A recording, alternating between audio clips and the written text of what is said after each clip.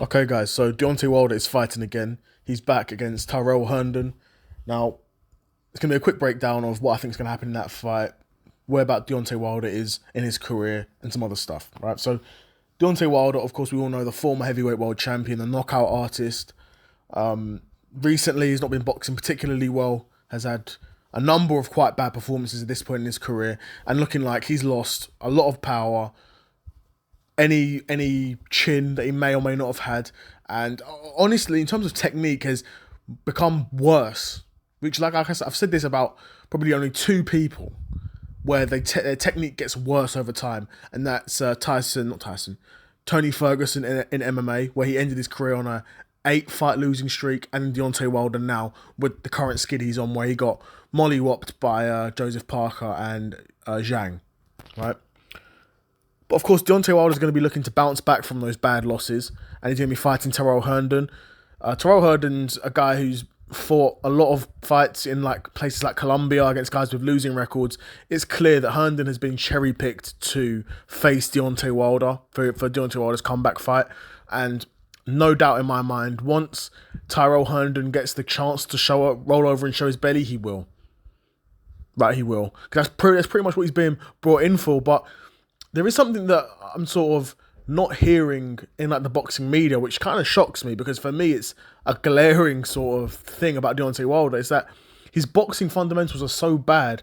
You almost don't fancy him to beat anyone with half a heartbeat and even a semblance of boxing fundamentals, right?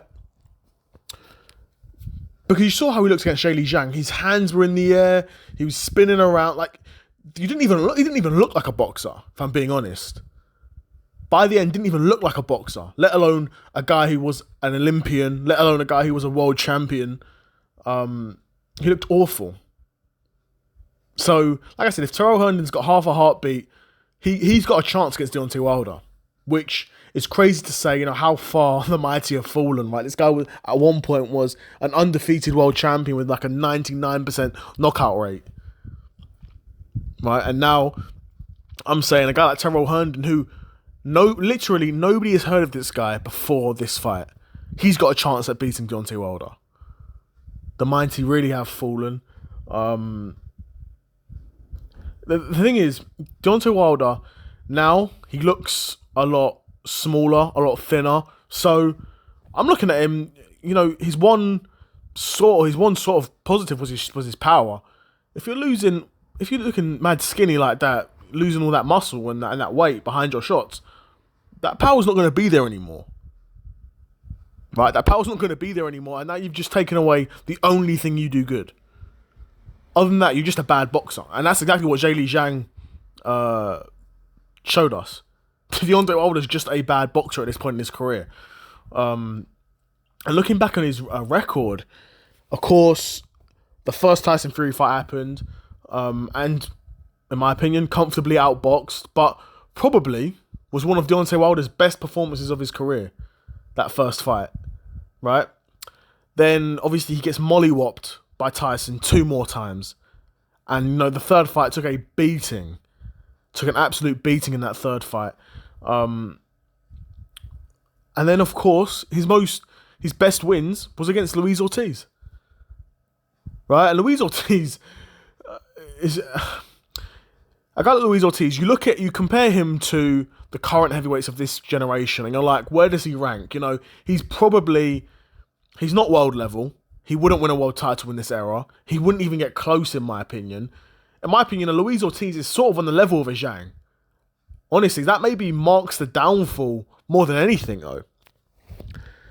The fact that, a guy at Zhang's level, Zhang or Luis Ortiz's level, he went from beating to then losing to. And to be fair, their first fight, I believe, was very close, very competitive. I can't remember the result of it. I know Deontay Wilder won them, but I have a feeling they were very competitive.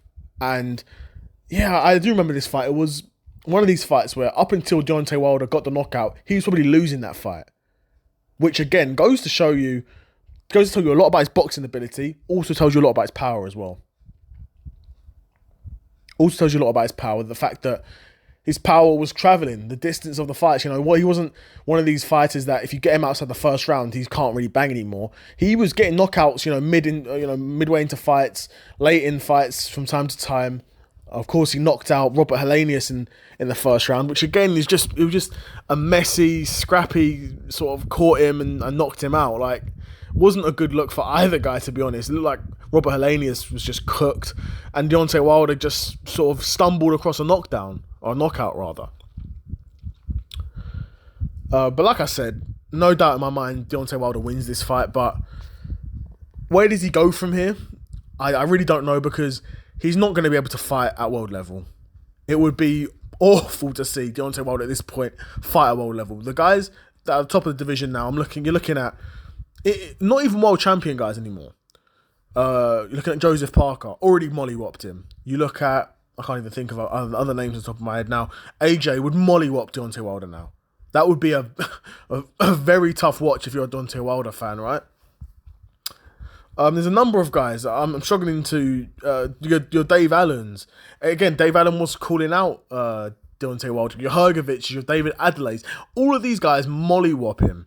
Except for maybe David Adelaide, because David Adelaide, he's elusive enough. He is elusive enough to avoid something. And again, he's a big puncher in his own right, to be fair. He's big, so could probably stop Deontay Wilder. Again, all of these guys, it's not looking good for Deontay Wilder. Dillian White would beat him up. Moses Etoile, like at that point, you get into fights where it wouldn't even make sense for Deontay Wilder to take these fights anymore.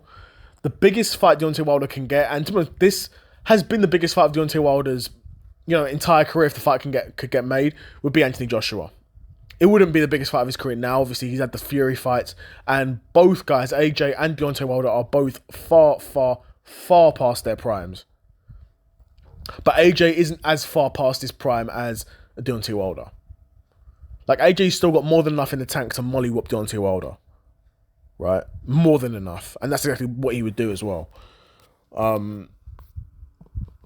But it all depends. I think both guys want that fight. I think both AJ and Deontay Wilder want that fight. AJ wants that fight because it's an easy win for him, and Deontay Wilder wants that fight because it'll be one last big payday for him. So I could see that fight getting made. I think both guys probably need another win after this fight. So Deontay Wilder would probably need another win. AJ would need to get a win as well. And then you see what happens, man. Then you see what happens and see where the heavyweight division all figures out, because of course you've got Joseph Parker as well. He's interim champion. You've got Dubois v Usyk too. You don't know what's going to happen there.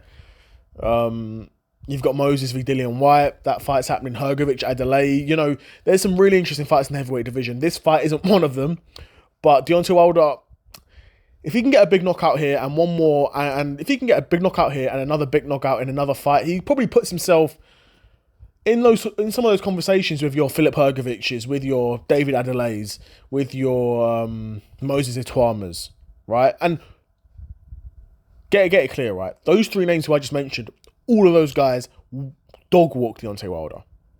All of them. Without, I won't say literally without breaking a sweat, but it will look like without breaking a sweat, right? But yeah, quick breakdown from Deontay Wilder's fight against Herndon.